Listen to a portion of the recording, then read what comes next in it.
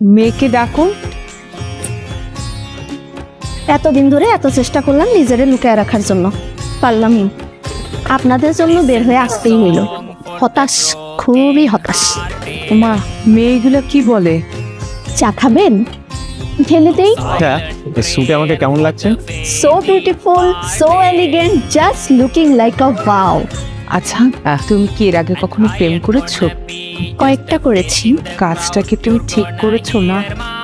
না, আমি নিজেকে নির্দোষ প্রমাণ করতে চাচ্ছি না। আমি যখন জানি আমি দোষ করেছি, তখন আমি কেন নিজেকে নির্দোষ দাবি করব? আমি দোষী। আমি কি আপনাদেরকে একবারও বলেছি আমি নির্দোষ? তখন আমার আবেগে কাজ করেছিল, বিবেকে কাজ করে নাই। বিবেকটা কাজ করলে পৃথিবীর সর্বশ্রেষ্ঠ আদালত হচ্ছে মানুষের বিবেক। তখন যদি আমার বিবেকটাই কাজ করতো, তাহলে আমি এত বড় ফাঁকের মধ্যে জড়িয়ে যেতাম না। তুমি লেখাপড়া কি করেছো? জি, কোথায়? প্রাইভেট ইউনিভার্সিটিতে।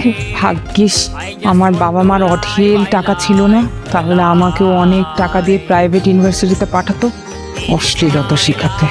আচ্ছা মা, তুমি তো আমার ছেলেকে আগেও দেখেছো, প্রথম দেখায় কেমন লেগেছে? আমি ওনাকে প্রথমবার যখন দেখেছি, আমি তো তখন পুরো কেন্দ্রে দিয়েছিলাম। আচ্ছা, মুরব্বীদের সাথে কি মানুষ এইভাবে কথা বলে? আমার ভুল হয়েছে। হ্যাঁ, হ্যাঁ, আমার ক্ষমা করে দেন। কি মেরে বাবা, তুমি এখান থেকে যাও তো, আমি তোমার মুখও দেখতে চাই না। তাহলে কি অন্য কিছু দেখাবো? Women. তাহলে বিয়েটা কি হচ্ছে? আমরা কি হ্যাঁ ধরে নিব? আসলে আপনার মেয়ে খুব মুখে মুখে কথা বলে, আমরা এমন মেয়ে পছন্দ করি না। কি বাসায় এসে মেয়ে থেকে চলে যাবেন রিজেক্ট করে? তা হবে না। শাহিন নজিবগুলোকে ধরে ফেল।